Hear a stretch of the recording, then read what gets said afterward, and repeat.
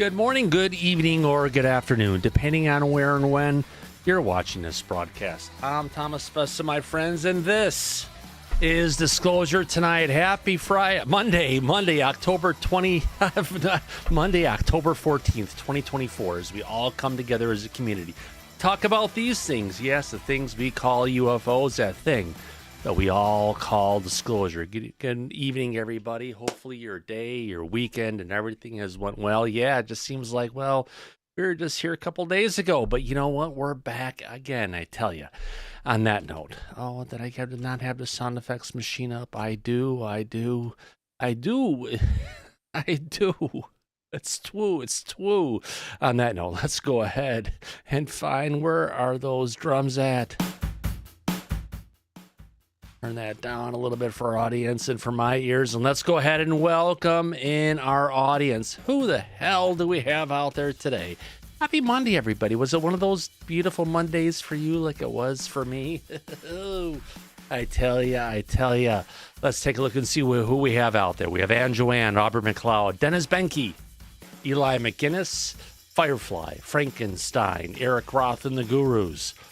Frostradamus is here along with Glenn McEnroe, Jake Knott from State Farm, Jan is here, Jay Cat, Jeremy's around along with Johnny Darko, Kathy, Kelly Bro, those piercing blue eyes. Good to see you, Kelly. Niles guys here along with Peggy and Steve, your South Florida friends who of course survived the hurricanes. Who else do we have there? We've got Reality Check VIP. Robert's here along with Shelly, Super Unknown, the Cosmic or the Chromosome Cowboy, along with True Seeker, Fat Patrick, Victoria Nance, and Nance is here, and Wildcat Mahone. How about that? As we take a look towards the back and who the heck we have around in our back, in our chat, let's take a look and see who we have there. Well, let's just go with what we have in front of us. Let's go ahead and welcome in our dear friend, our remote viewing targeter, Mrs. Laura Campbell. How's it going, Laura? It's going great, Thomas. Glad to be here. Got an early remote viewing session, so I'm going to probably get out early tonight. Oh, there you go. Gotta be awake for it. I saw you mouthing the words, targeter. Thanks for coming in. Also, and our dear friend from the upper Midwest. We like to say he's from Hollywood, but he's from Michigan. Let's welcome in our own Hollywood Harold. How's it going, Harold? It's going awesome as usual here. I'm an awesome person, so it's got to be awesome, right? Yeah, right. Today you're looking kind of blue. Well, so am I. Yeah. Oh, okay. Yeah. You guys hear Rick on Spaces last night? No, I did not. Did you? The end of it. I didn't catch all of it, but it sounded like they were going into some reasonable questioning and stuff about a couple subjects, and didn't really get his attention good. Plus, they had audio problems up the wazoo. Trust me, we used to have those around here. Thank you for coming in, Harold. Also in the back, we've got our dear friend, Nick. Nick, how you doing, my friend? Always try. Moving on from Nick, I could say it's none of your business, but it's our very own Susan Ford from that place we call Australia. How's it going, Susan? Hello, Susan. Hello, Thomas. Yeah, it's going really good. Yeah, happy to be here. What can I say? Yeah, I'm happy to be alive, too. Yes, it's a good thing. Oh, you're telling me, my dear lady. And if we turn the sights back on the East Coast, who do we have left? The man with the fake the real New York accent. Let's welcome in our dear friend, Mike Disclosure. How's it going, Mike? It's going well, Thomas. It's been an interesting weekend so far, and I think we're going to have a very interesting show for our audience today. Weekend so far, the weekend is past. This is the new week. Yeah, but it was a holiday weekend. The banks and the schools were closed on today, so people didn't go back to work. Extended weekend. I wish my job was closed today, but that did not happen, unfortunately. Unfortunately. Yeah. But I have to say, Mike, you were busy over the weekend. You actually made some noise on Twitter. Yeah, I've just been covering, like we do here on the show, the current events that have been out there in the Twitterverse and in the real world, and just explaining to people who may not be as informed about certain subjects how these subjects work and what it really means, what's going on out there, like we do every day. Yeah, do tell, Mike. I know a lot of our audience here stays the hell and high water away from Twitter.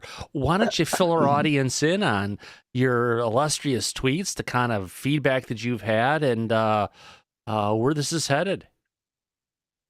Yeah, well, obviously the breaking news of the day is the trailer that George Knapp and Jeremy Bell put out. But your thing even came out before that. It did. I covered over the weekend the Michael Schellenberger story on immaculate constellation. You know, we were actually the first ones to break the word of immaculate constipation, but some other people actually went and took that today. I was surprised. Oh, did they? Yeah. Because it's catchy. I like it. Yeah. Now, every time I read that project name, I hear in my head constipation. It fits. Yeah, it does, doesn't it? It really does. Oh, God, why is this not appearing? Here we go. Let's get into this. Fucking Twitter, my God, you are you're coding for the web. Absolutely sucks. Well, is it Mike Colangelo, right? Colangelo. Yeah. He actually came out with, and he actually called it, or if I can find it here, video, full desktop document. He actually called it immaculate constipation. He even brought it out an alien sitting on the pot, for that matter. But you were the one that coined that phrase, Thomas. Yeah, I'll initially call it eminent constipation, but I ended up calling it immaculate constipation. Yeah, it's catchy and it fits. Oh, it does. Yes, it really does. Yes, it does, my friend. Yes, it does. But to get back to this tweet that even had, who were some of the people who were responding to it? Some of the bigwigs? Oh, Dan Warren, Jesse Michaels. Yeah. A lot of people out there in the community. Everyone wanted to know, who were you talking about? Yeah, they wanted to know as far as what it is that I covered about this particular story on immaculate constipation. But Mike, you're not the kind of guy I could tell who likes to kiss and tell. No, that's true. No, of course not. And besides, listen, if you ask any credible investigative journalist out there who their sources are, they're not going to divulge that information. I mean, it's a stupid question to ask. But on Twitter, I seem to get questions like that a lot. But didn't you get questions like that from one of Burchett's managers wanting to know who was the source that gave you the information about Mike Turner? Yes, because they also said that they were investigating this for weeks and they were unable to locate this person. So can I just do their job for them? Now, LM wanted you to go ahead and give the information to him so he could go and squeal. He wanted to squeal like a pig, didn't he? Well, here's the thing. Initially, when he asked me about the source, and I told him I can't reveal that, and he wanted to know why, he was pressing really hard, and I told him because I have a relationship with this person that doesn't know you from Adam, and you expect me to give you their trust without them knowing you? I can't do that. Oh, hell no, because honestly, if he would have given it to LM, he was ready to squeal on the whole thing and give the guy up. He was, but here's the thing. He initially told me he wouldn't do that no matter what. And I then explained to him, well, I still can't give it to you because it's not my call. So he was lying to you at that point then, saying, oh, no, I wouldn't give it up for anything, when he had already planned to. Right, but here's the thing. When he had the interaction with Burchett's office, at that point, he then turned around and told me, I just would have given him the information if I had it. Yeah. Of course. He admitted. He came because he was frustrated. So he came out and told me, I wish I knew it because I would have told him. Of course. Honestly, I heard that on some phone calls with him too back in that day. Yes. Oh, yes. Yeah. No, that's ancient history at this point. But yeah, I mean, it's just common sense. Yeah. And we've dealt with it before. Hey, Mike, I'm backing up what you're saying. Unlike any of the claims LM has made, he has nobody to back up any of his claims. Just saying. And LM, really, if you're watching, we really hope you seek a mental health practitioner. We are truly worried about you, my friend. Yeah, we just want him to get the help that he needs so that he could recover and get back on the straight and narrow. Yeah, for living with someone as long as he did, he clearly has PTSD. And I feel sorry for him. Could be one distinct possibility. Yeah. Well, from the descriptions of what he was talking about, it sure as hell sounds like it. Yeah. Yeah, especially with what happened with his kid and all that stuff. That's just sad. But getting back to the people on Twitter asking about sources, you would think a lot of these well-known individuals know very well exactly how it works when you have confidential sources. Yeah. But obviously they didn't because they were all curious. That was even Jesse Michaels going ahead and replying to your thing saying sources, ? Like you're going to go ahead and reply to that in public and tell them who the hell your sources were. Of course. That's just common, knowledge. I'll just put it all out there because once you do that and you burn a source, any source, you will never get the trust of anybody moving forward ever again. That's kind of like Ross Coulthard talking about that giant UFO they had to build a building on top of. He's not willing to go ahead and reveal the sources on that. No, he's not. And he wants to protect and not violate national security. And will not divulge the information that he said he confirmed is credible and accurate. Now, one of the important things that you brought out was referencing back to that article by Schellenberger, where he was throwing some, potential disinformation out there, potentially to try and get people off the trail of the whistleblower. Why don't you fill us in on that one? Oh, no, you're right. Because when he first broke this story, he was asking specifically, people asked him, does this individual, meaning the whistleblower, work directly for the government or as a contractor? And Schellenberger's response was, well, he may very well work directly for the government and or be a contractor. So he's not being direct and answering anybody's questions about this. So now, talking in the small group of people that I do talk around this, one of the people, Alan, we love you, my friend, actually came out very strong and says, I am saying this guy was a contractor for whatever reasons. Because honestly, people in the government, if they got access to this, their security clearances are so high. And different people, and whether they're in the House or the Senate, they're not going to have access to this information because this is something that should have been given to the House or the Senate, I think. It is. And it's something that the government has been hiding for decades to keep away from Congress and the public. Yeah. So Schellenberger also said publicly that the whistleblower accidentally fell into this information. Oh.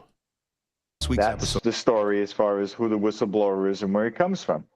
Now, I know that with classified programs of this nature, and also it was identified that Immaculate Constellation is the parent unacknowledged special access program that oversees unacknowledged special access programs that are compartmentalized that deal directly with crash retrievals and reverse engineering. Yeah. And programs of that level and nature, not only do you have to have the highest level of clearances to even know that they exist, you also need, on top of that, need to know authorization to access it. Because if you don't have any of that, you're not going to accidentally fall into anything. It's covered up deeper than in Fort Knox. Yeah. The only way that you could be aware of it is if you're read in or working in the program. Yeah. It's the only justification for having access to that knowledge. Yeah. It's the only way. Really quickly, I want to thank Nikki X1. He's the guy who brought that video out. I know, Nikki. Yeah, it's good to see Nikki's Nikki. there. Love you guys. Busy. I guess it's a smiley face wearing glasses and 3 waves. Although from here it looks like 3 Smurfs wearing a white hat. It's been a while. It's good to see Nikki back in the fold. Oh, gosh, yes, absolutely. We love you, my friend. Thank you very much for the super chat. Remember, every dollar that comes in Disclosure tonight goes back into our production fund. Although we've only dropped off 50% of our shows because we're still doing it 3 days a week instead of 6 days a week. Our fan funding has dropped off like by 75%. But you know what? That's okay. You got to enjoy it. Oh, it's more than okay. But yeah, getting back to the story. So this mysterious whistleblower was not somebody who randomly, accidentally fell into any of this information. They have to have direct knowledge because they have direct access. And they have to have clearance in one way or the other. Yes. There's no way anybody is going to trip and fall into anything like this. So we now, I understand, as you and I have discussed, that this person is deep in the bowels of the government's deepest, darkest secrets. And Schellenberger is trying to protect that information from coming out about him. Right. Because this person, his life is in danger right now with this story breaking and coming forward. And as we heard, and getting back to what I mentioned about what broke today, Jeremy Corbell and George Knapp. I've got that clip ready to go right now, really quickly, Mike. If you want us to go ahead and get to that one. Yeah. Play the trailer, and then we could talk more about it after. All right, here we go. Let's see what I can do to go ahead and bring up this trailer. Oh, desktop video full. I think it'll give our audience more context about what we're talking about and what's going on about this. I think you've been giving some great context as far as what you've been involved in, Mike, and what's going on. I appreciate that greatly. Let's go ahead and bring up this weaponized trailer. All right, here we go. In this week's episode of Weaponized, let's say there's a document that has been referenced in some reports. Michael Schellenberger has said there's a 20-something page document. Let's say there's a document. Let's be honest with our audience. You have been exposed to the entirety of the document. Is that correct? All right. Yeah, I've seen it. From the very get-go, we have been in the know that we have been trying to exploit derivative technologies of UAP. Is that factual from where you're sitting? Yeah. Okay. I am directly aware of the totality of this report and information being in person given to certain members. I'm not saying of Congress or Senate, certain members, and that I was present. Now that it's out, how can it possibly, how can anyone hope to quash the story? Okay. I need to crack a beer. Okay. Because we're right now, you have now brought up that's where it was risk leading. And threats. Yeah. Okay. You are asking me, and I'm sorry, I feel like a robot right now, but I have been on guard. This is our insurance policy right here. Okay. I've been notified of very specific and direct and detailed threats against my life, as well as against anybody who may have information, assets, or contact with additional whistleblowers or individuals who are aware of this program. So much so that I have taken action through law enforcement. Do you have in place what you might call a dead switch, a system whereby information about this and other matters that we've collected over the years would be disseminated if something were to happen? Okay, I will not mince words.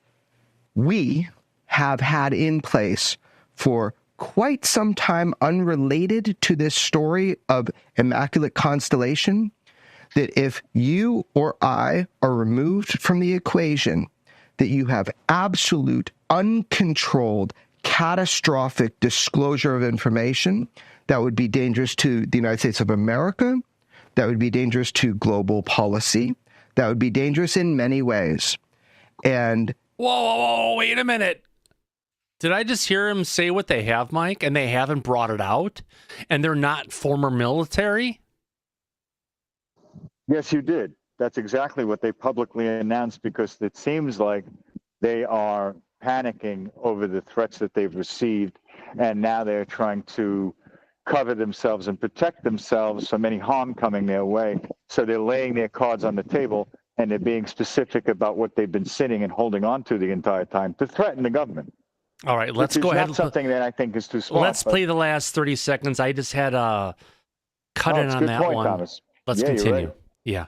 it benefits everybody to not fuck with journalists doing their job and sanitizing information prior to the good of public knowledge with no harm to the United States of America, putting it out. So that comes tomorrow at 12 noon PST, or if you're on the East Coast, that'd be 9 o'clock in the morning tomorrow, Mike. It would be, if it's 12 p.m. Pacific time, it's going to be 3 p.m. Eastern time. Oh, that's right. You're right. Yeah, Never mind. It's that's not right. the opposite. Yeah, never mind. It's okay. It's fine. But either way, they're going to break this story. Yeah. Now, you and I are very familiar with the method and style of reporting that they both have been doing over the years. I do not believe they are going to actually publicly reveal any of the information contained in that 25-page report from the whistleblower No. of Schellenberger's. And I can tell you it's exactly 25 pages, that report, not 20-something. And I can tell you that they are not going to reveal a lot of the key information that's contained within that report, because they are also not looking to poke the bear. Yeah. Because So- let me caveat this with real quick that freedom of the press, freedom of speech is not a license or a protection against unlawful activities Right. like accessing classified information. Which could Unlawful. jeopardize national security of the United States of America, which would be treason and punishable by death. It could be, they could be charged under the 1910 Espionage Act, which Yeah. is punishable by death. Yeah. And that's the same act that they are threatening against Edward Snowden if he were to return back to this country. Right. So, yeah, they know what they're up against. They know what they're facing. I have a feeling when they do this episode tomorrow that everybody is on pins and needles waiting to hear. They're not going to be getting the information that everybody wants to hear publicly. They're going to be hearing about the death threats and the work that they did and what led up to how this report came out, but nothing specific, because they're smarter than that, and they don't have any real protection if they were to cross that line. Now, in speculation, Yeah. speculation mode on this one, let's just go ahead and say this person who got access to this information by compiling reports, whatever it was, happened into this. I'm going to come out and say he or she, Yes. it was not in the House or the Senate. Because if they're keeping all of this information and it hasn't been shared with Congress, right? Right. That would mean the House and the Senate don't know. Oh, what would they say again? We ain't found shit. Right. They would have zero knowledge of the They would have existence- nothing. Now, Nothing. next. Absolutely nothing. Next. Oh, There's no oversight, no. so they would be in the dark on No, this. our next one, we scratched them out. It's not in the House or the Senate. Next Right. one I want to scratch out, military. Because everyone who's been in the military, let's take Lou, right? Good Yeah. example. Let's take Carl Nell. Yes. Let's take any of the people who used to be as part of the military, who were all part of Patriots. They're all Patriots. Let's take David Grush, right?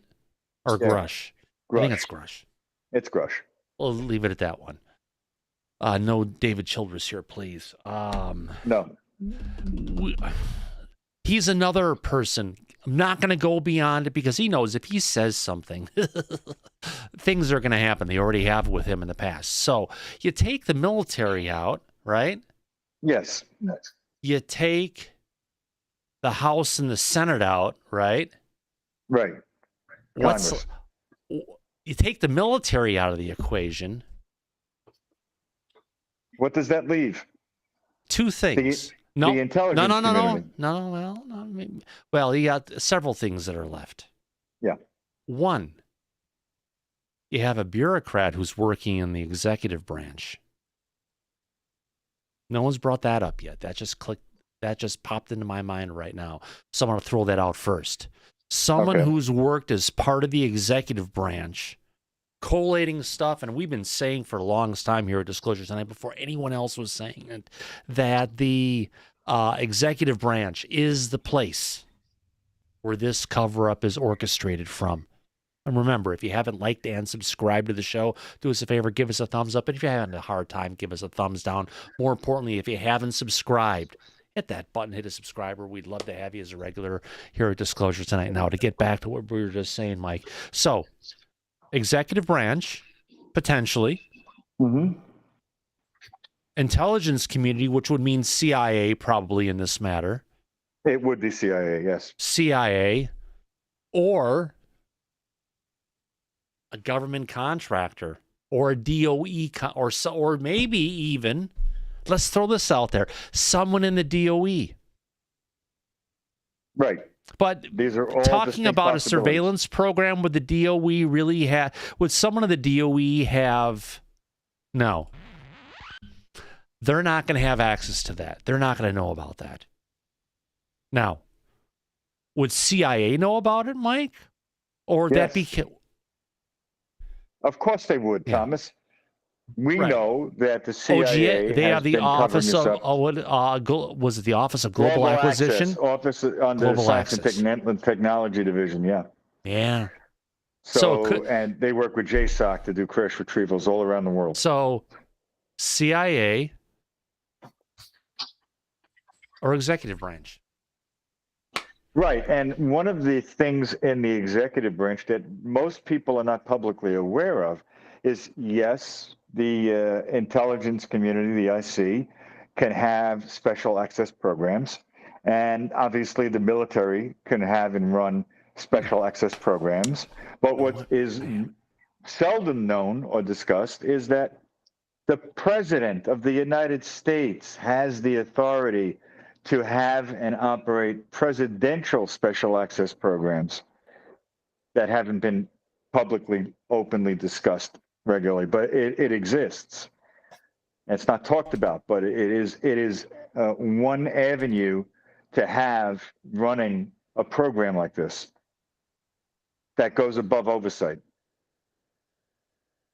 So there's a lot of things that can be applied to who this witness is, what his background is, and his involvement with this program and what it does.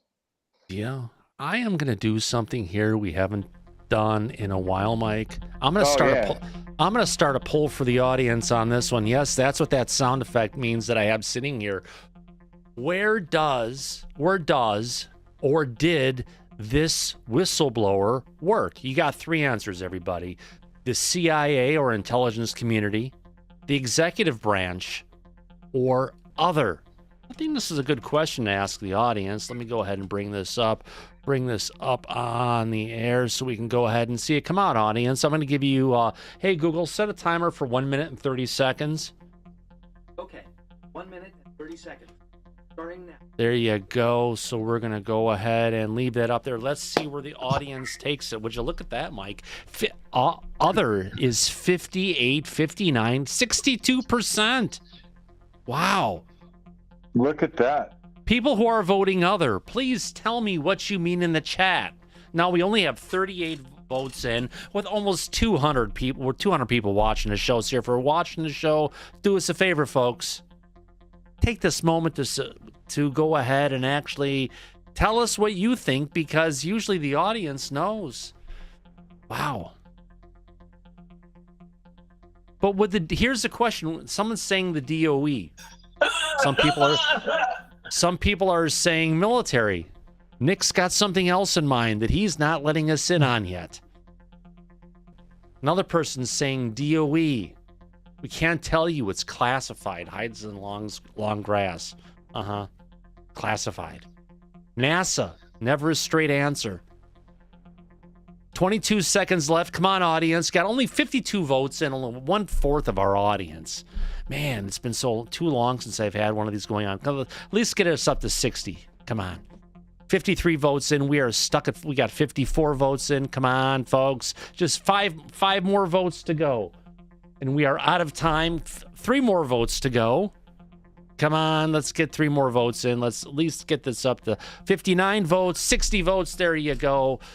Oh, man, I am flabbergasted on this one. Let me go ahead and end the poll. Yeah, we have rapid polls here on Disclosure tonight. Rather than just going ahead and having one of those polls that goes on forever and goes on for the whole show, we like to reach out to our audience and find out what you guys think. Mike, I'm surprised on this one. Well, if you look at that, executive branch is above and by far the lowest. Now, executive branch, just so people know, came to me from someplace else.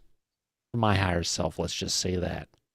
So, personally, my vote is with executive branch, but the audience thinks it's other. Private contractor.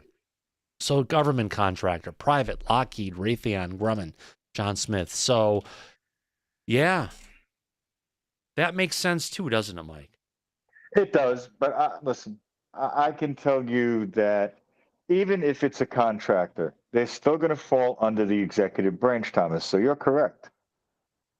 It's the executive branch because it covers a lot of ground.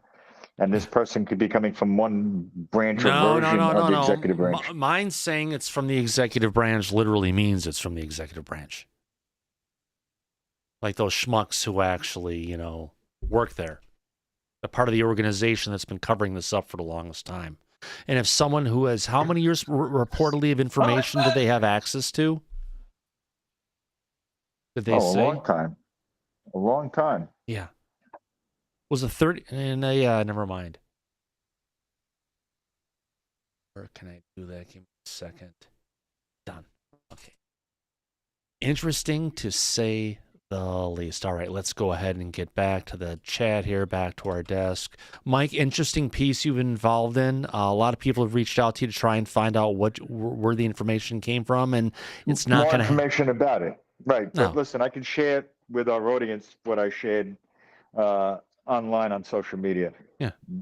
When Schellenberger came out with this revelation about this program and its name, and the fact that there's a report that he's in possession of and was submitted to Congress, there was very little other information that came out about it. And a lot of people, since this story broke, have been very curious to know more about what it means and where it's located and things like that. The information that I have that I came out with has to do with the fact that this program is, and the report that was submitted to Congress has to do with what Immaculate Constellation its function includes using our surveillance platforms with space and ground and maritime, meaning the sea, to collect, monitor, and track all UAP objects around the globe. And they can have the technological capability of tracking these objects if they are not visible in the visible spectrum.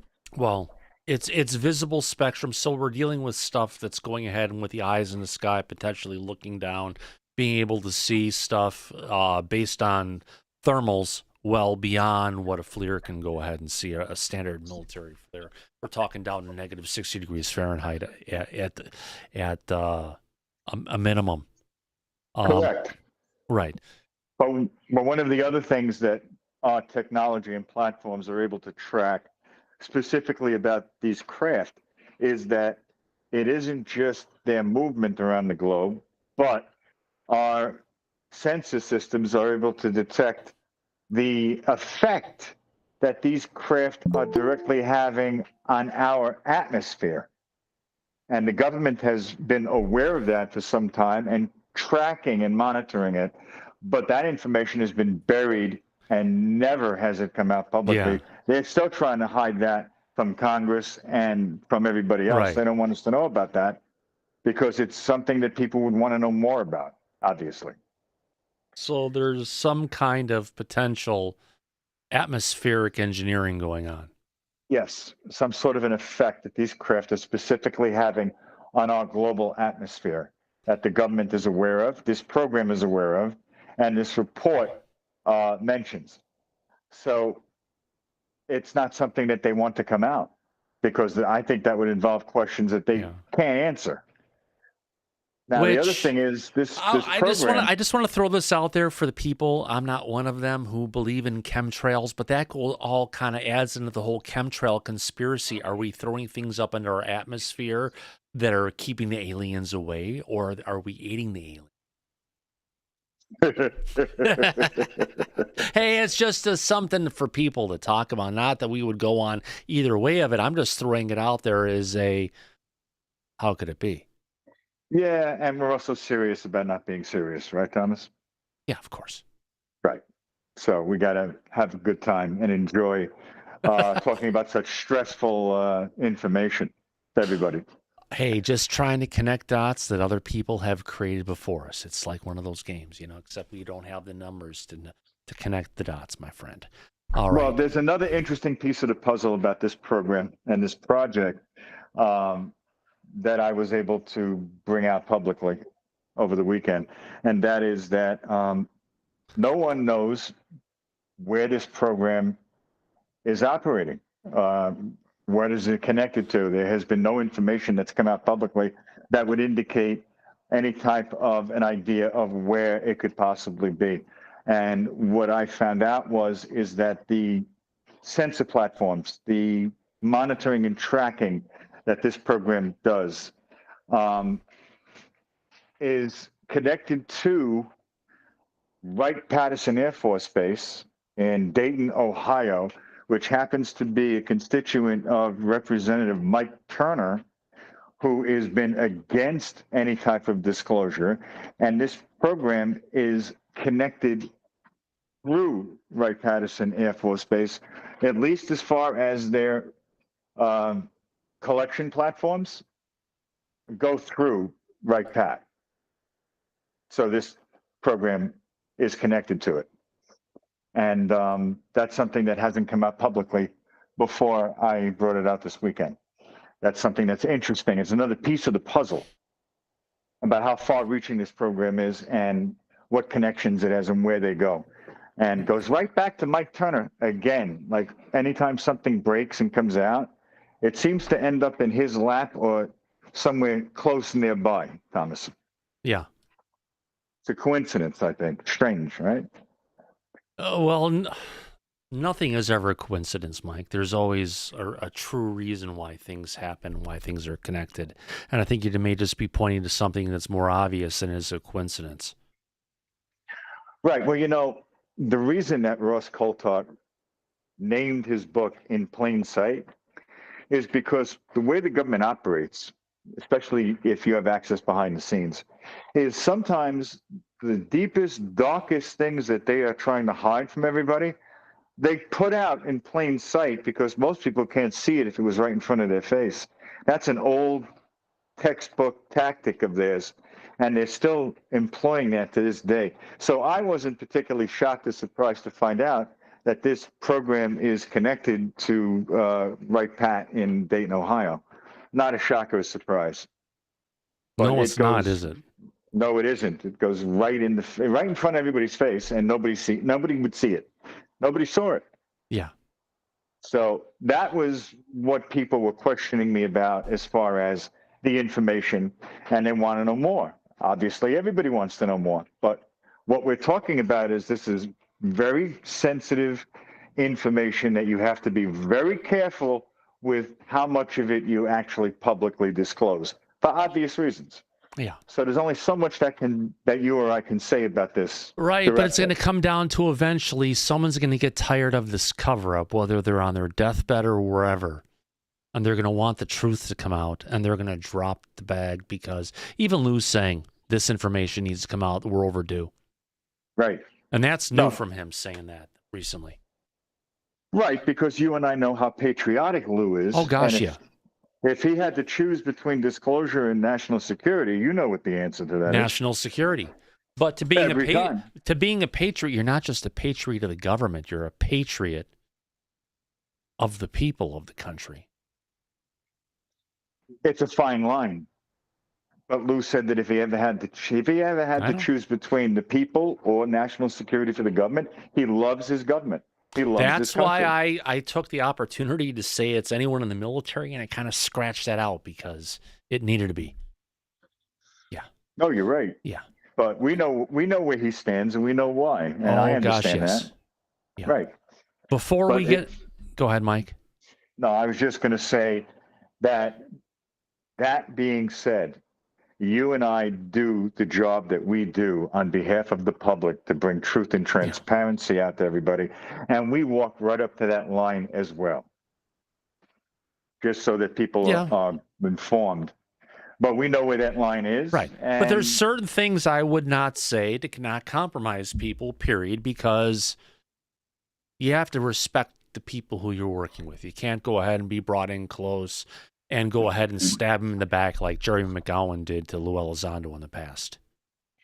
That's not how we operate. No, not at all. We would never betray a confidence, a trust at all. And that's not how it's done. Now, So granted, you're right. if I had my way, I'd be forcing people to sign those horrible NDAs with even more horrible consequences if you break them, to even start talking with them in the first place. But that's what I just get. That's what I get for being part of the video game industry for years and working with companies like Disney. And working with some very shrewd lawyers.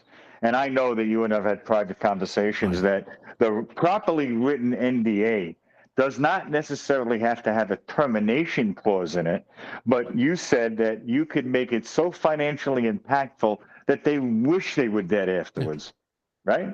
Financially possible down to whatever degree is required to maintain the secrecy of what they've signed to. Right. With no way out or around that. I mean, the lawyers that I used to use are the same ones that Nintendo uses. You know how shrewd they are against anybody infringing on any of their stuff. And yes, I did use them back then because you have to protect the agreements. When I would sign my name on something, that would go ahead and say I and all my entire staff would keep their mouths shut about this stuff. It was serious because the person who they would come after, right here. So you just have to think disclosure is more secret than a video game that you're making for Disney on a well-known cartoon. Right. Yeah. No, you're right. Yeah. Exactly. On one thing, a little bit of business I want to go ahead and clean up. Mike, you know Dan Zetterstrom. He's someone, I believe he's part of the UK Media Alliance group who's out there, you know, that Vinny and everybody else, the Signal and different people, and he is the Signal for that matter. And there's just a bunch of maybe Christopher Sharp or different people. It's a good group of people. Now, not meaning to loop any of those other people into it. Let's just leave Dan on his own. We've seen pictures of Dan with Lou Elizondo. Now they want to pull Lou into it, standing in front of Devil's Tower in Wyoming. That's right. Nice guy. And I believe he was there. He just recently got married. Congratulations, Dan, and everything. But I brought up one of Dan's tweets without crediting him on Saturday, and it was about something that stirred up a lot of controversy. And I just want to say I'm sorry to people. If you like Professor Simon Holland, I just wanted to go ahead and just be clear. Yes, there was a tweet that came out on, I believe, Friday or Saturday. We're talking October 12th. Couple days ago, Saturday, from Dan, that went and talked about the title he was using of Professor Simon Holland and had some choice things to say about it. And I read the whole thing and kind of if I stepped in someone's sandbox and I broke your castle, it was not our intention, right, Mike? Correct, Thomas. Yeah. We're not looking to insult or offend anybody. Right. We just report the truth. That's all. We report some of the information that we get out there. Now, did I go ahead and reach out to Dan and or Professor Simon or Mr. Holland, I'll call him? No, I didn't. So if it got you kind of upset, Mr. Donnelly, apologize. It's nothing we did on purpose. It's just something that, yeah, it's his brand. Literally, it's his brand. Professor Simon is a character, is a persona that he takes on when he's doing his science reporting and stuff. And he brought out some, really sensational news recently that kind of stirred Dan and everybody up on that one. So just wanted to and what was that story? Here we go. It was evidence of alien life could be revealed next month, as NASA filmmaker claims. We found it. So this was based on, I believe, some stuff of some big headlines that were claimed, and that's all. It's always good to go ahead and clear. I mean, I felt bad because I saw members of our audience upset, and it's not like, yeah, he could use braces. I used to have braces. I used to have teeth like that. So, and I'm not bashing him, saying, oh my God, he's the U word. No, he's a great guy. He's a character. He's got a personality, and he's doing a hell of a lot better than me or Mike. So he's got a huge audience. Good for him. Yeah, exactly. Now, listen, Thomas, do you remember when we were much younger growing up? They used to have a commercial on television where this guy would come on the camera and he would say, I'm not an actual doctor, but I do play one on television. Yeah.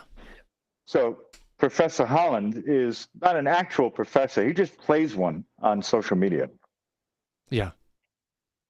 That's a simple fact, a simple truth. That's all we're saying. Nothing offensive or nothing about him as a person or a character. And when I used to do stuff, a bunch of more science stuff in the past, we covered science stories. People used to call me the Fessler. Wasn't a professor because I'm not a professor, but they called me the Fessler. So there you go. I get it. It's a character. It's a persona. You're welcome, Andrew. I wanted to make sure you were upset. And a bunch of people worrying. We love our friends in the United Kingdom. So back to this whole thing that's been going on here, Mike. It's one of the stories we're talking about. Is there was an event last year that went on with Langley, right? Yes. And there were drones that weren't being affected by the Ghostbuster guns and stuff that they had. They couldn't bring down. Federal law prevents the military, if there's drone incursions over a military base, guess what? We can't, the military is stymied. Stupid law from actually going ahead and preventing the drones from going over top secret areas. Now, in addition to everything we've heard about Langley, coming from, I believe it's Christopher Mellon, is now claiming, in addition to what was being said, and I guess they had Langley, they had a bunch of F-35s. They had to go relocate to a different airfield, Mike? They had a few whistleblowers or witnesses that went on public media, mainstream media, to talk about this. And they were giving their accounts of what they heard and saw during this event. Right. Now, I believe somewhere in here, I've got a video. Here we go. So, this came over 4chan. It's a UAP over Langley Air Force Base near Norfolk, Virginia. Let me go ahead and copy this and just download this really quick.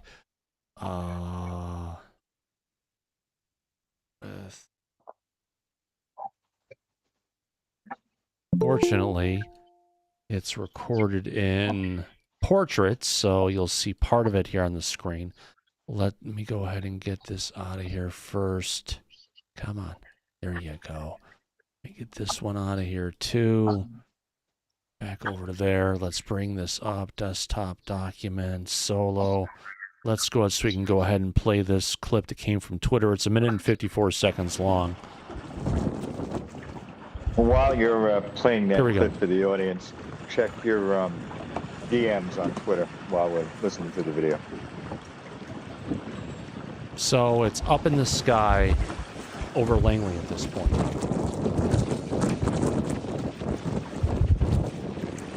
So what we've got is a line of lights at varying intensities off in the distance. Langley's right over there. So it's near Langley, but not up over Langley. I think we've seen this video before. This rings a bell. It looks familiar to me too. And this was someone who was watching these craft coming in a distance, coming out over Langley, horseshoeing over Langley, and then coming back out along the water, I think. Does that ring a bell? Possibly.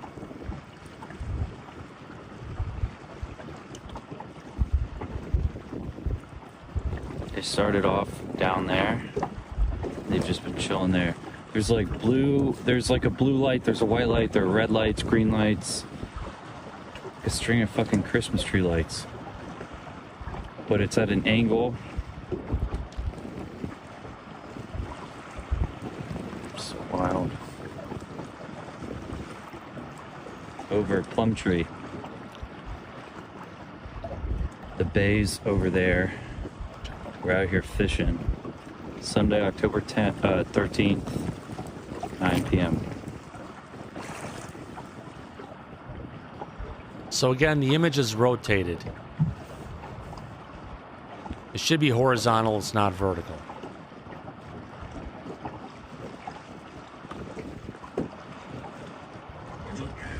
Dude, so my buddy and I are at Back River at Wallace's right now.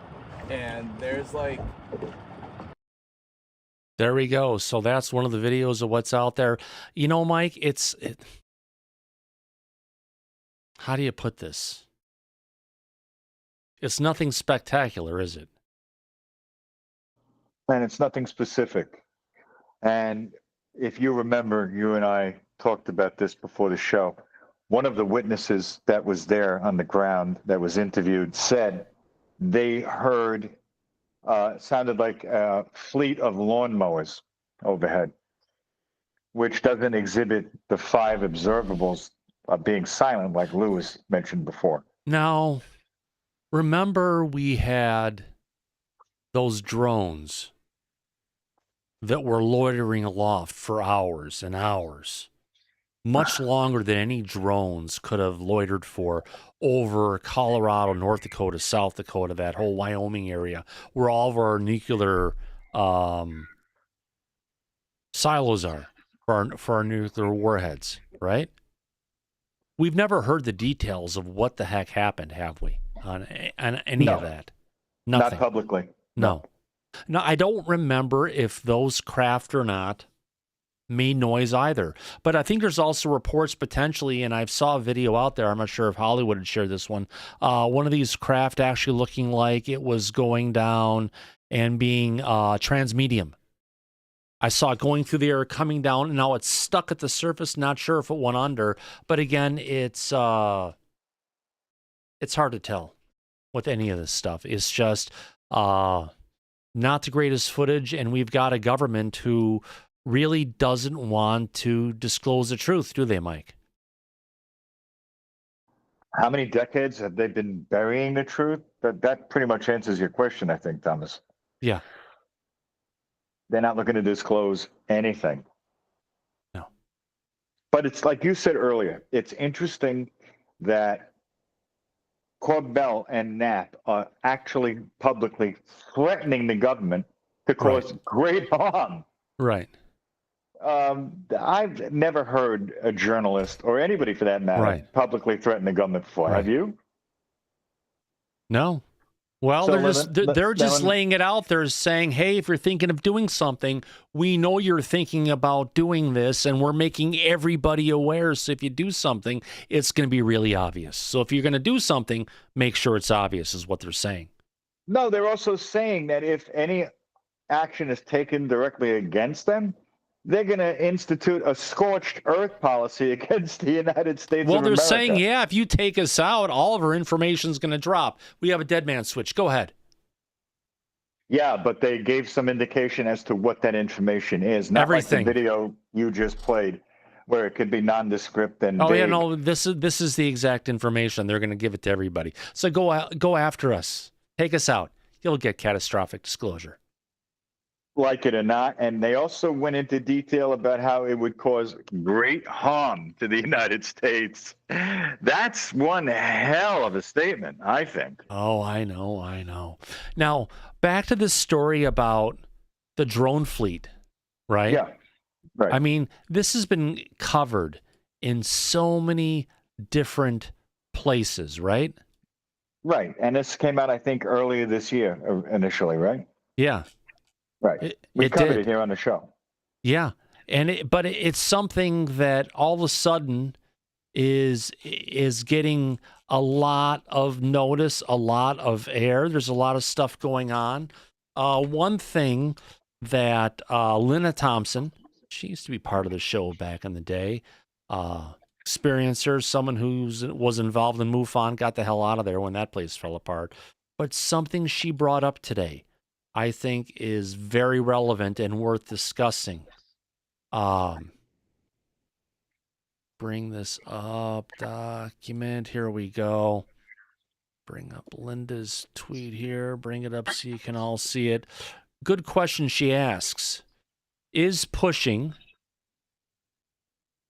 the drones at Langley and elsewhere going to get these companies new defense contracts? Well, if you look at there, she's got a good old picture of Sean Kirkpatrick, who may be involved with them one way or the other, but showing a bunch of different military contractors who are there who could potentially be involved and win contracts, provide technology and or services to prevent these kind of events from going on. So one of the things that was in one of my chat groups last night going back and forth is, why all of a sudden, we had Christopher Sharp publish that story like a month ago, right? 3-4 weeks ago, Mike, about this? Yeah, about that, yeah. And then on the 9th, the War Zone updated their article about this to include some of the information coming from Christopher Sharp or the Liberation Times. And as of today, there's like 9, 10 different plus publications around the world, like even Wall Street Journal, the Daily Mail in the United Kingdom. There's a bunch of places worldwide, even Malaysia today, I saw one with respect to it, that are all covering this. You just have to wonder who's really pushing to get this covered everywhere. Is it just because there's nothing going on and they're all tired of talking about the election, they want to bring up the alien thing? Or was it a part of the military-industrial complex for a reason like this, meaning they want to get a bunch of money to be going out to contractors? Because even Sean Kirkpatrick has come out to talk about this. And you have to wonder, is it a conflict of interest for him coming out and talking about it? Not that it is, but we can ask the question, is it? Why is he still coming? There's a new, and talking about it. We already have a new head of RO. We got Susan Goff handling this. Yeah, John Kozlowski, right? Right. Yeah, he's heading it up. So this is now the chief information officer from Oak Ridge National Laboratory. Now remember, who is Oak Ridge National Laboratory? It's from the Department of Energy. But more importantly, who runs all the national laboratories, including Oak Ridge, where Schmuck Kirkpatrick works? Battelle Memorial Institute. We just talked about them on Saturday, didn't we? We did. It was a good conversation. Yeah. And The DOE is not under any type of congressional oversight and is unfoilable. Right. So that's a good hiding place, right, Thomas? Oh, yes, it is. Absolutely. So there, and also the executive branch. Can the executive branch be FOIA'd for everything? No, not for everything. Not for everything. Now, who was the one who brought up about a presidential special access program? We talked about it on the show earlier. Well, weeks ago. But there was, was that mentioned from Gillibrand or someone? I think it was. No, I could tell you who mentioned it. It was the spokesperson for the White House. When she was speaking when she was asked questions, she mentioned the exact term, Presidential Special Access Programs, SAP. Right. Which the public, when she said that, didn't know anything like that existed. We talked about it here on the show. Yep. Absolutely. So, really yeah, quick, I that want to came out. thank FaZe Will for the wonderful super chat. Thank you very much, FaZe Will. We appreciate your love and support for everything we do here. So, yeah, interesting times to say the least, Mike, about where we're going with disclosure, everything that's happening. It's just, there's some who are in the know and some who want to be in the know, and there's some people, jealous people off on the sidelines, aren't there? Yes, it seems that's always the case, Thomas, and we've been dealing with it for a long time. It is. Absolutely. Let me go ahead and see if I can find this here. I had a bunch of... All right, so have you heard, switching gears a little bit, I'm going to do a smorgasbord jumping between things. Have you heard that there is a new television show in Japan called the All-Domain Anomaly Resolution Office? Yes, I've heard. Interesting. Kind of like the X-Files. Yeah, in the story, a special investigative unit tackles everything from mysterious disappearances and shadowy figures to eerie supernatural phenomena and more. And we do have a little trailer here. Hopefully they won't go ahead and spank us on it. Yeah. But let's go ahead and bring that up. Oh, there. How long is the trailer? Only 30 seconds. We should be all right. Oh, okay. Guess got to be safe, and I have to put the old fair use across the top. Let's bring this up a little bit, and let's go ahead and take that down, and let's show it. Here we go.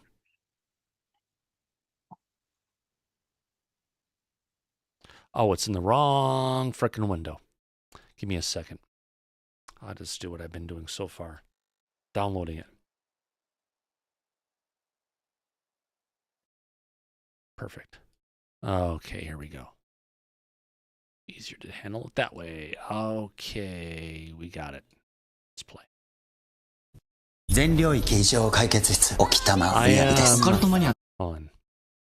I am Miyobi Akatama from ARA. Occult fans whisper about this agency specializing in the paranormal. This really sounds like X-Files. Up at the top, it says one of the world's oldest investigative agencies. Oh, why was I assigned here? Another person says, I can't believe this organization even exists. It definitely sounds like a Scully. A department for paranormal? You've got to be kidding me. I'll carry anything. Looks like a gathering of eccentrics. I'll do my best, but need an increase in the budget. Isn't that how it always goes? Maybe something beyond logic is behind this case. It really...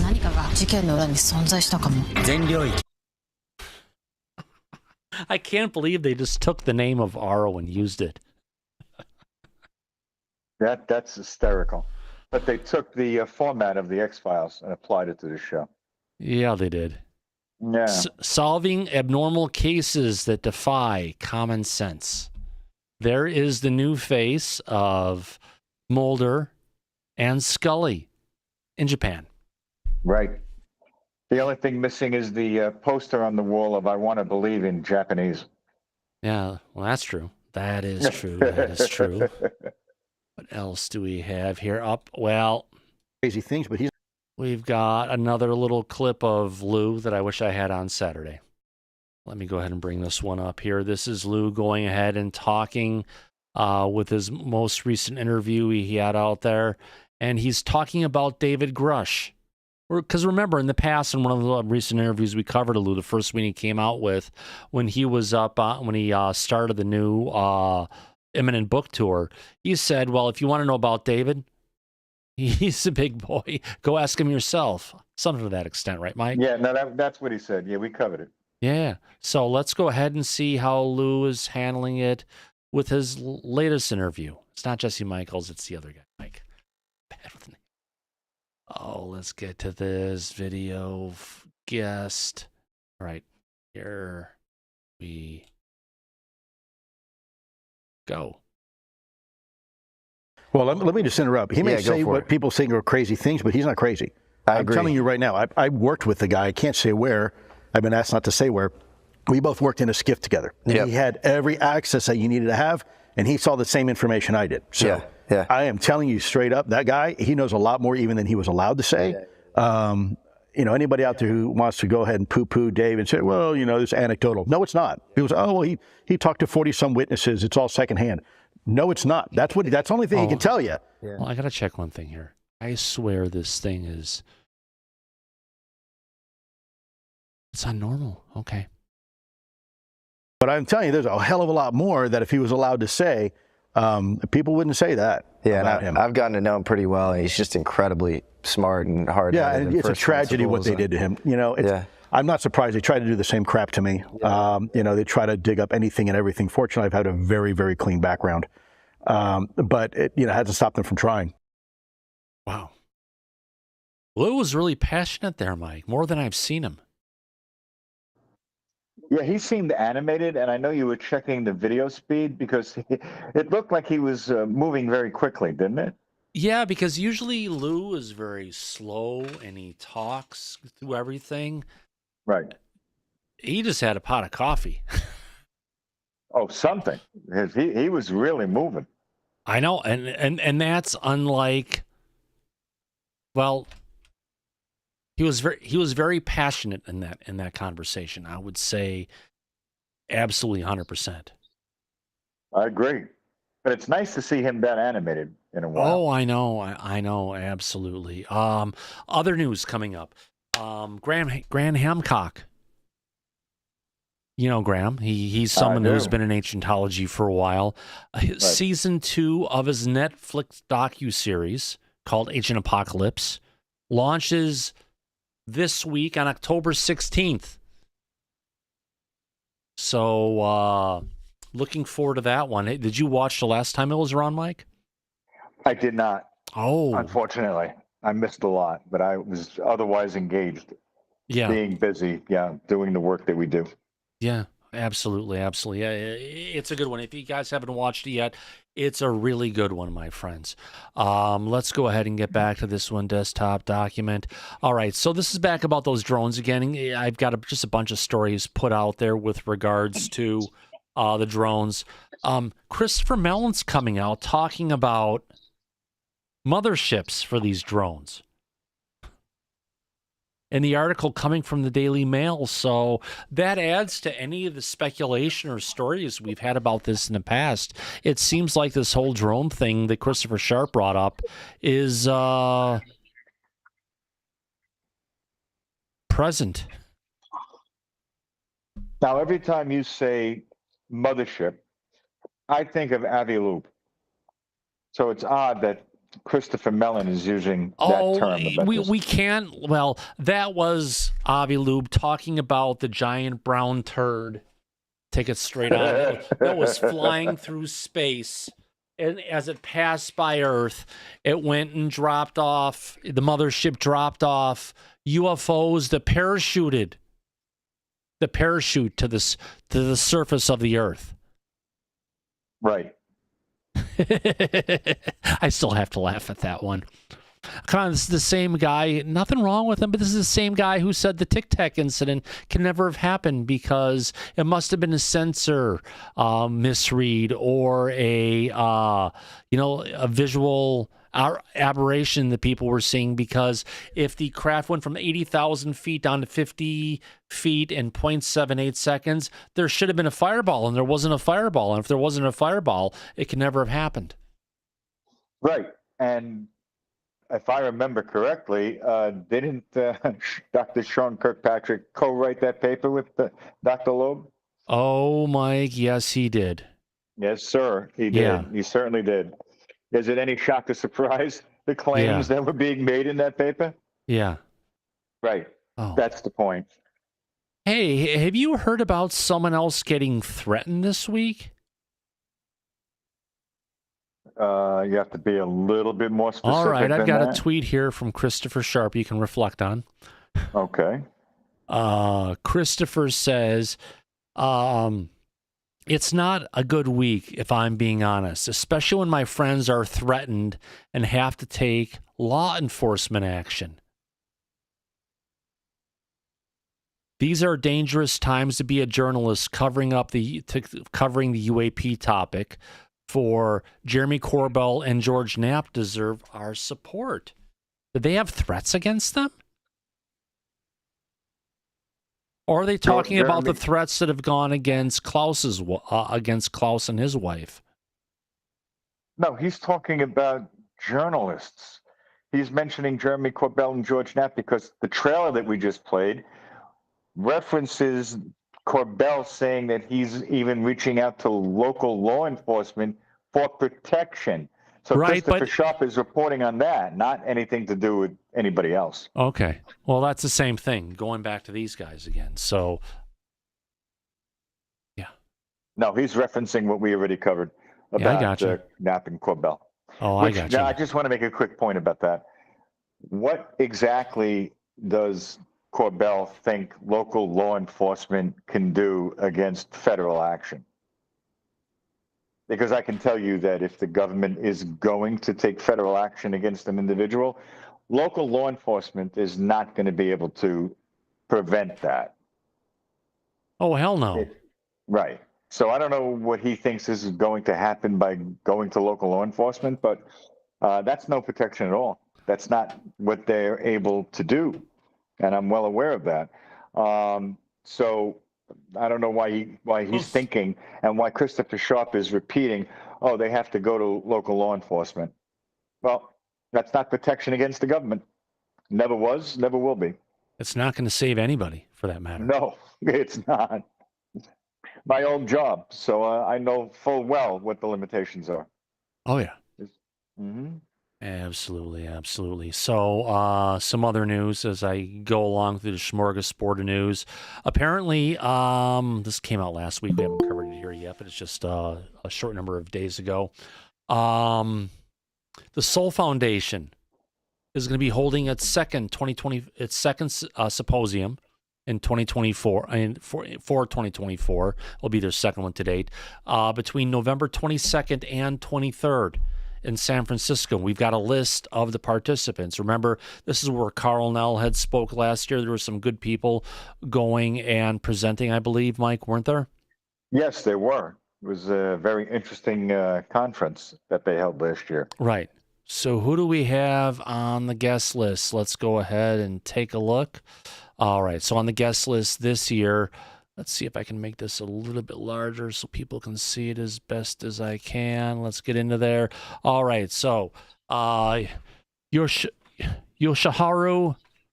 Asakawa, who is the General Secretary of the UAP caucus in the parliament in Japan. Remember, they've been moving forward to try and get disclosure going in Japan recently, Mike. Dr. Eric Davis. Now, didn't Davis recently come out in the last day or so and even confirming? It was actually from a post earlier this month, I think from the 5th, on, what do you call it? Richard Dolan's community site, where Eric Davis has put his hand up and said, yes, I was the author of the Wilson Davis memo. Yes, that's exactly what happened. Yes. So Davis is a theoretical and applied physicist from Earth Tech, formerly of the Aerospace Corporation. Next is we have Dr. Stephen Finley. He's the chair of African and African American Studies at Louisiana State University. Rear Admiral Tim Gallaudet will be there. We've heard about him. He used to head up NOAA in the past. Ryan Graves, we've seen him too many times to count throughout the years. He's he's executive director of Americans for Safe Aerospace. And my one little beef about Americans for Safe Aerospace. Wonderful, you're trying to get the information shared with DC. Before you're concerned about sharing the information the FAA has with DC, share it with the pilots. If you want to make our skies safe, you have to let the pilots know before you let the bureaucrats know so they can be trained and know how to handle the potential threats that are in the air. Right, Mike? That's right. Yeah. Sorry, I have to throw all that out there every time his name comes up because it's... It's my one little thing I would say to change. Next thing is Leslie Keene. She broke the story from Lou Elizondo, and she broke the story with David Grush. Who else we have? Kirk McConnell, staff member from the Senate Armed Services Committee. He's the new whistleblower after 37 years of serving in the government. He's the one that is also going to be appearing in James Fox's new documentary, The Program, and he seems to have a lot of information on UAP. So he's an interesting person that's going to be at this conference because he's the new kid on the block with information coming forward after decades of service within the government. But he was in the Senate Armed Services Committee as a staff member. He was also in the military. I looked at his background and his pedigree. He's got very interesting credentials. He was also in intelligence. So I believe that he knows a lot about what's been going on in regards to this topic. Yeah. It's going to be interesting. Oh, gosh, yeah, it sounds like it. Next, we have Eric Schrock, who's the former deputy director of technology development and integration of Lockheed Martin. Skunk That is Works. interesting. Yeah, Skunk Works. Yeah, the people who make a lot of our secret military hardware. They make the F-35s, don't they, Mike? They absolutely do, Thomas. Yes. Way over budget, almost twice as much as what it was supposed to cost. Yeah. But yes. Now, Northrop makes the B-1 Raider, or the B-2 Raider, or whatever we got coming out next. The new one. Next is Dr. Jacques Vallée. He was at the last one, and he answered a bunch of questions, and he was upset they weren't getting answered. Yeah. Yeah. Dr. Beatrice is going to be there. She is. Yeah. She seems to be making the rounds. Yeah. Rizwan Verk, an entrepreneur investor of Play Labs at MIT. Wonder where that'll go. He's a business entrepreneur, an author of startup myths and models. Yeah, he's a businessman. Interesting.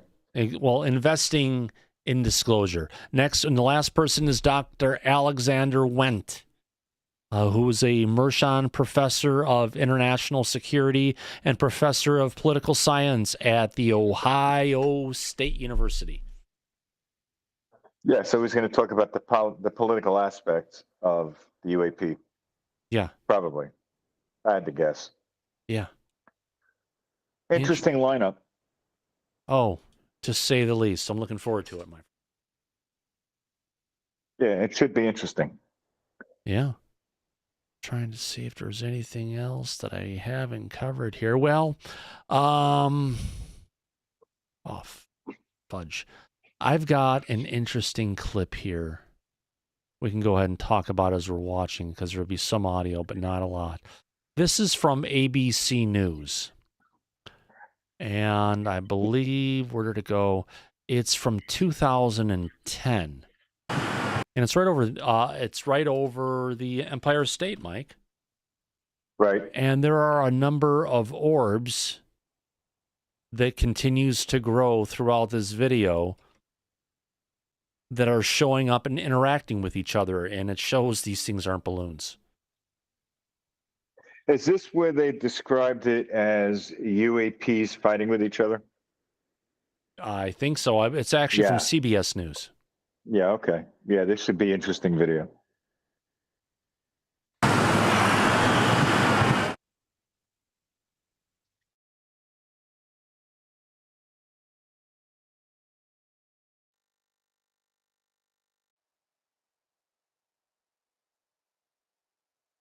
There. Shit up there. Okay, so what do we got? I'll try and zoom in and show this as we're going ahead and looking at it. You've got 3 orbs moving in formation, rotating around each other. It's kind of what we're looking at here. And I watched this video as it was going on, and it's one of the things I have to say about this video, Mike. You know, this isn't satellite stargazer. No. This is during the daytime. This is at low. You're probably looking at, 10, 20,000 feet for these things at most.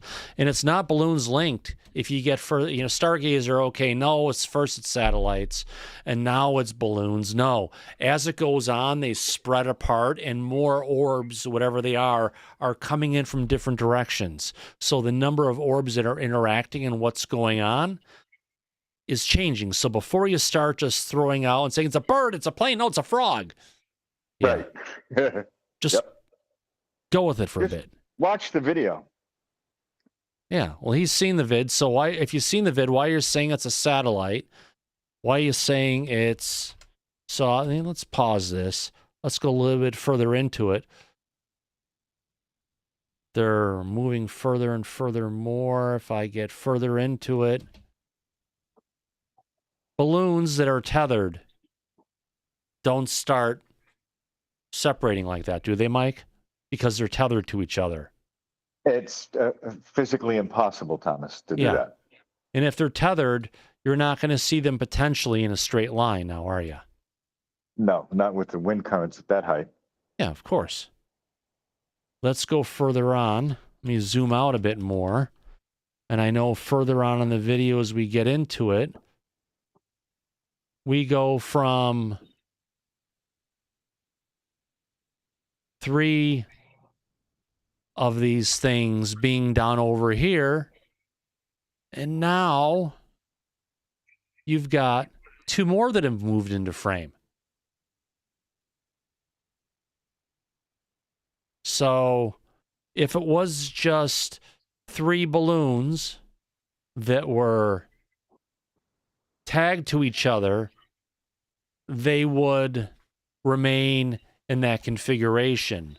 Versus as time moves on, you've got a bunch more there. Now, the interesting thing about it is... Who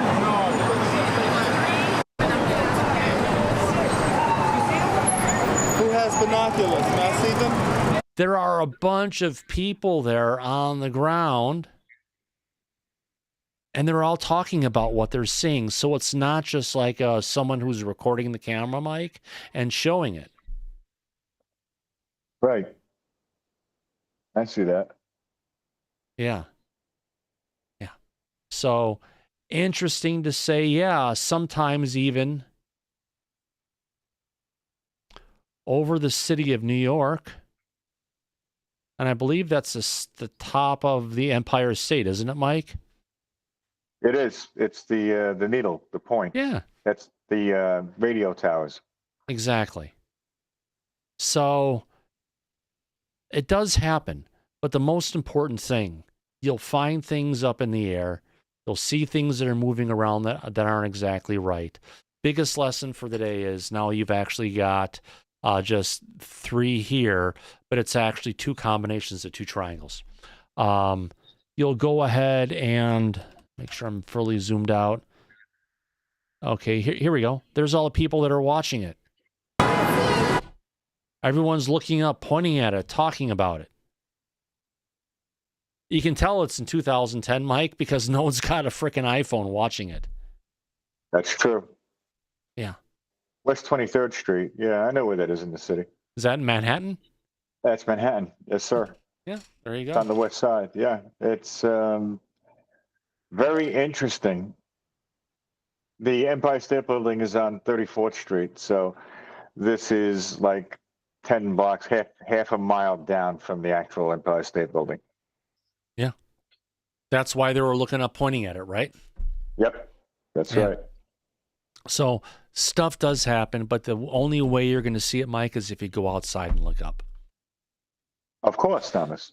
All right, that then brings us back to, if I go to this, yeah, I've got some more things. Has anyone been paying attention to the comet we have going on over the world right now? This is a comet that's better than Halley's because it only comes once every 80,000 years.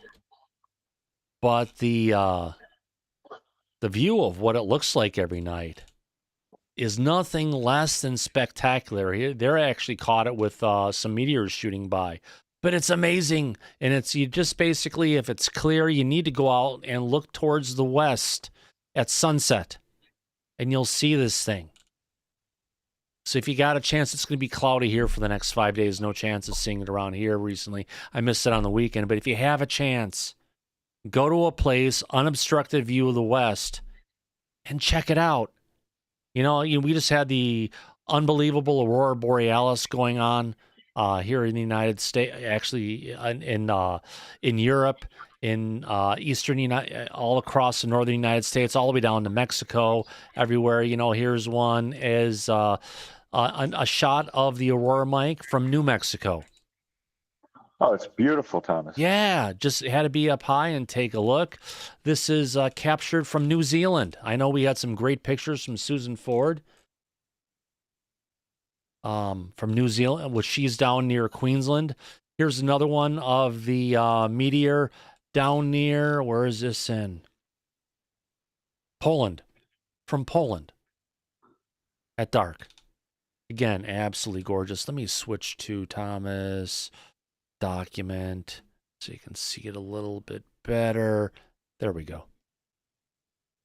All right, here we are. That's from Poland. What else do we have? Did you know there are over 2 trillion galaxies in the observable universe, with over 3,000 planetary nebula in the observable Milky Way, our own galaxy as well? So for anyone out there, Greg, who thinks that we are the only life in a place where there are 2 trillion galaxies, maybe you need to see LM's doctor. Yeah, it sounds like it would be statistically impossible at this point for us to be the only life in existence. Oh, I know. Next piece coming up. Did you know, the Perseid, actually the Taurid meteor swarm that we get every single year? It's a good one. We're actually going to pass directly through that swarm in November of 2032. So this is we're going right through it. So that is going to be one heck of a year. I'll see what all goes on. It's not all just small space rocks on that one, Mike. No, I don't think if we had to deflect something in that mass, that a rocket or Elon's rockets are going to do much of anything. No, not at all. We're going to be going through it for a good period of time. Yeah. We'll see where that goes. Back to looking at something beautiful. We've got the aurora from Yosemite. Absolutely gorgeous. A hot pink. Look at that. I know. It's like the hot pink we saw coming out of what Mike was seeing from Hershey, Pennsylvania. Right. Here over Lassen Peak. Another gorgeous one. Wow, that is just like amazing imagery. And you know what? We've got 1.5 years, 2 more years of these to go our way. These are, this is over Moses Lake in central Washington. Yeah, so they did have aurora here. Not just in western Washington where I was at. So if I have to travel next time, I will be getting the dogs with Luke in the car and going for it. And I think, here's another one. This is a lifetime shot. A meteor and Mount Fuji. Uh-oh. A meteor and Mount Fuji. So there you got Mount Fuji in the distance with the stars and a meteor coming down out of it. Another one of the comet going through. Again, with the iPhone, you'll be able to get, if you have a 35 millimeter set, a long exposure time, set it up, you'll get some amazing imagery of this thing. Again, this blows Halley's Comet out of the water, for that matter, for the visibility and everything. Another one, we've got another little video here of Devil's Lake in Wisconsin. Not seeing as much reflection in a little bit in the water, but not too much. And the last one before bed, we'll call it. This one, I'm not sure. I think this one's in Ireland, but absolutely gorgeous. So how about that? Some imagery, some science news, Mike. Got to have some fun with it. Oh, absolutely. Space news, for that matter. Yep. It's been a lot of fun. Covered a lot of ground, a lot of interesting things, and we also have things moving forward that we covered here tonight, like tomorrow with the Weaponized podcast. Oh, yeah. There's a lot going on lately. Oh, a lot of things going on. It's been a fun time already. So good. I think we've about covered anything. Is there anything we haven't covered, Mike, or anyone in the back? No, I think we're good. Yeah? Yeah, we covered it all. All right. I want to go ahead then, and let's kick it up. I want to go ahead and thank our supporters of Disclosure tonight. Some people threw some dash our way for our support and keep this channel going. Who am I thanking? I want to thank Nikki X1. Thank you very much, Nikki. Appreciate it. And also regular supports us every single show, Faiswell. Thank you very much for all the love and support and everything you throw towards Disclosure tonight. I am so humbled and thankful, honestly, for everyone, for everything that you do. More importantly, I want to thank the people who have been part of the audience tonight, having a good time, some good things in chat, and I appreciate your participation in today's survey we threw out there. Remember, this guy, potentially the whistleblower, is something everyone has said overwhelmingly, not from the executive branch, not from the intelligence community, but potentially a contractor or maybe something other. On that note, let's go ahead and thank our participants in the chat tonight, including Ann Joanne, AO, Andrew Donnelly, Aubrey, McLeod, Badger, Boss Monster. Badger, you're here. Reply to the email. Brian, Pemble, Cosmo, Fang. Good to see you, Cosmo. Couple, Abe, 311B. I'm sure there's a joke in there somewhere I haven't gotten. Delta Echo, Dennis Benke, Elwan Hubbard, Eli McGinnis, Firefly, James Friday the 13th, J Cat, Kathy, Kelly Barode, King Bull, Larry Sandel, Marcus Mandel, Mr. Catfish 2100, Mysterious World, Paul Damon, Rachel Osborne, Robert Coford, Shelley Montgomery, Shermanator, Osborne, Stargazer 46 and 2. What a great chat. I am so humbled and thankful for everyone's participation in the chat. The Chromosome Cowboy, Truth Seeker, and Yellow Tommy Tanker, also known as Andy, all the way from Bristol, United Kingdom. Wow. It's been a great show with a lot of great participation, but more importantly, I want to thank the people in the back who've helped keep the conversation going today. Mike, great conversation today. Oh, it was a lot of fun, and I really enjoyed covering the topics and the information that we did and having the discussion, and the audience did as well. Yeah. So they learned something new, and hopefully they had a good time. But I think it was just me and you talking today, wasn't it? Yeah, it was fun. a good one. Listen, we talk every day, so... You better believe it, my friend. Well, as we usually say at the end of every episode of Disclosure tonight, thanks for coming out, Mike. Appreciate it. My pleasure. It was a lot of fun, my friend. Yeah, and as we always say, eyes open, no fear, be safe, everyone, but... Oh, I can't hear that one more time. Go back to Party City where you belong. Absolutely. We'll catch you on the flip side. See you Friday, everybody. I'll come back now here. Take care. Bye-bye.